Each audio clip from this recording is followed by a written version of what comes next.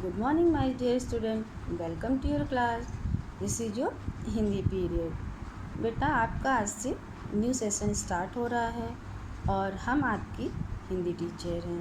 Okay बेटा, आज हम लोग हिंदी लैंग्वेज में भाषा के बारे में पढ़ेंगे। जो आज का टॉपिक है वो है आपका भाषा। आप सबको पता है भाषा किसे कहते हैं, भाषा के कौन कौन से रूप होते हैं। आज हम आपको भाषा के बारे में बताएंगे।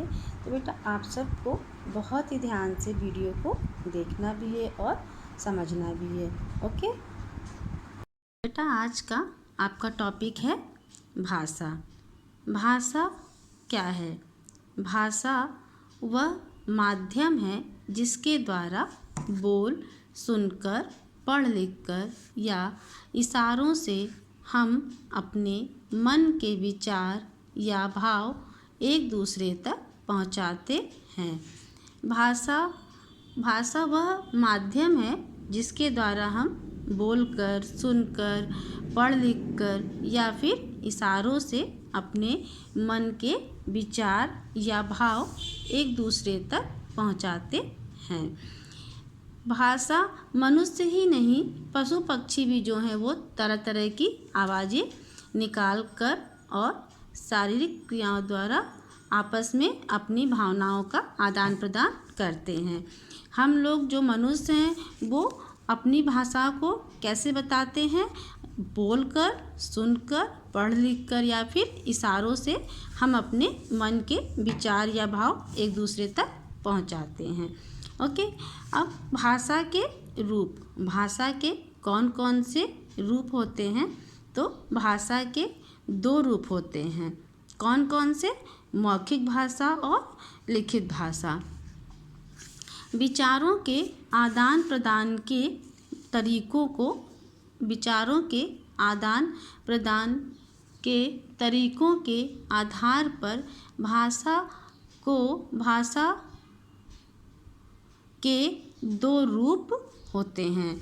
विचारों के आदान प्रदान के तरीकों के आधार पर भाषा के दो रूप होते हैं।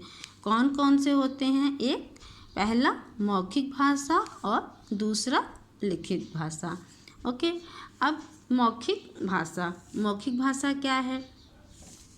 मौखिक भाषा है जब हम बोलकर अपने मन की बात और विचार दूसरों तक पहुंचाते हैं और सुनकर दूसरों के मन की बात और विचार समझते हैं तो इसे भाषा का मौखिक रूप कहते हैं। मौखिक भाषा क्या है? जब हम बोलकर या अपने मन की जो बात है, अपने मन के जो विचार हैं वो दूसरों तक पहुंचाते हैं। किस माध्यम से? बोलकर। और फिर सुनकर दूसरों के मन की बात और विचार समझते हैं तो इसे भाषा का कौन सा रूप कहते हैं? भाषा का मौखिक रूप कहते हैं। जैसे कि बोलते ना, कैसे हो तुम, तो होता ना कि कैसे हो राजू या कैसे हो राम, तो ठीक हूँ, तुम कैसी हो या तुम कैसे हो। तो मतलब कि हम बोलकर अपने मन की बात और विचार दूसरों तक पहुँचाते हैं। इसे भाषा का मौखिक रूप कहते हैं।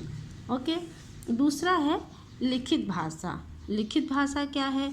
जब हम लिखकर अपने विचार दूसरों तक पहुंचाते हैं और पढ़कर समझते हैं तो यह भाषा का लिखित रूप कहलाता है। मौखिक भाषा में तो हम बोलकर अपने मन की बातों और विचारों को दूसरों तक पहुंचाते हैं तो वो मौखिक भाषा हो गया। और लिखित भाषा क्या है?